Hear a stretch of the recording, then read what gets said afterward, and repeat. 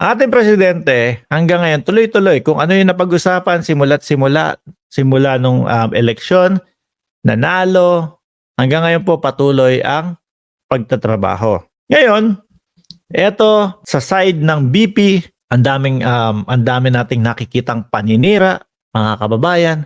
Tipo bang Davao Prayer Rally, madaming mura, konti ang prayer. Sinabi ng dating Pangulo na meron tayong nagdudurog, o ayan, nagdodroga na Pangulo. Pangalawa, itong West Philippine Sea, mga kababayan. Umuugong yung gentleman's agreement na lugi tayo. Kung ano-anong paninira, kanan, basta kailangan. Ang ramdam natin tuloy ngayon, mga kababayan, ay bakit kailangan agad-agad nilang makabalik sa pwesto? Yung tinatawag nilang hudas, mga bossing, dun sa kampo nila no? Doon po sa kampo nila.